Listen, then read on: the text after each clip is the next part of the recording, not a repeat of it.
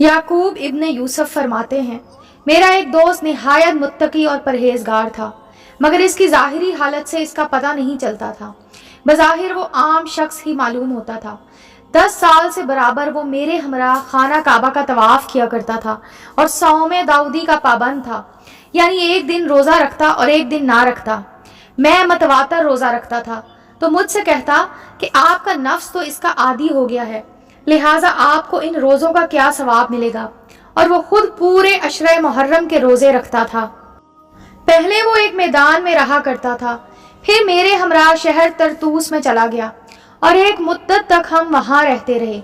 इसके बाद इसका इंतकाल हो गया और वो ऐसे वीराने में इसका इंतकाल हुआ कि वहाँ मेरे सिवा कोई इसके पास ना था। लिहाजा मैं वहाँ से चला ताकि इसके लिए कफन का इंतज़ाम करूँ, तो मेरे कानों में आवाज़ आई कि लोग इसके मरने का तस्करा कर रहे हैं और इसके जनाजे की नमाज के लिए चले आ रहे हैं। चुनाचे जब मैं इसके लिए कफन और खुशबू वगैरह लेकर वापस हुआ तो मैंने देखा कि इस कदर कसीर मजमा जमा हो गया है जिसमें मुझे इस वीराने में मैयत तक पहुंचना दुश्वार हो गया।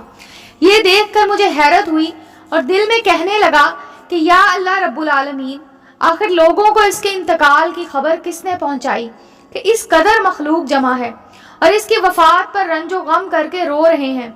आखिर जब मजमा से निकलकर मैं वहां तक पहुंचा तो मैंने देखा कि पहले से इसके पास ऐसा कफन मौजूद है जो कभी देखने में नहीं आया था, और इस पर सब्ज खत में लिखा हुआ था कि ये उस शख्स की जजा है जिसने खुदा ताला की खुशनूदी को अपने नफ्स की ख्वाहिशात पर तरजीह दी।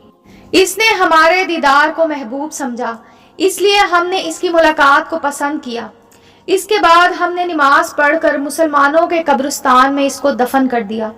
इसके बाद मुझ पर नींद का गलबा हुआ और मैं सो गया तो क्या देखता हूँ, वही शख्स जो एक सब्ज घोड़े पर सवार है और इसके जिस्म पर सब्ज लिबास और हाथ में झंडा है। एक खूबसूरत नौजवान इसके पीछे है जिसके पास से पाकीज़ा खुशबू आ रही है। इस नौजवान के पीछे एक बूढ़ा और एक जवान और है।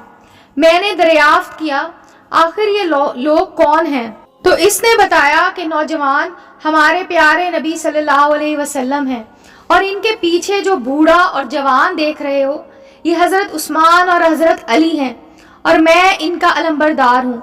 मैंने दरियाफ्त किया कि आखिर ये हजरात कहाँ तशरीफ़ ले जाने का इरादा रखते हैं, तो इसने बताया कि किसी की मुलाकात को तशरीफ़ ले जा रहे हैं।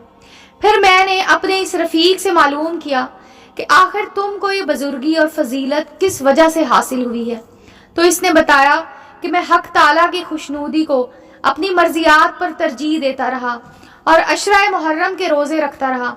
रब ताला ने इसको कबूल फरमा कर मुझे ये मर्तबा अता फरमाया है।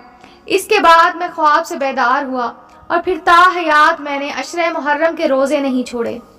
उम्मीद है दोस्तों स्टोरी अच्छी लगी होगी। चैनल को लाइक और सब्सक्राइब करें और बेल आइकॉन का बटन दबाना मत भूलें ताकि हर नए आने वाली स्टोरी का नोटिफिकेशन आपको मिल सके। मिलते हैं अगली स्टोरी के साथ।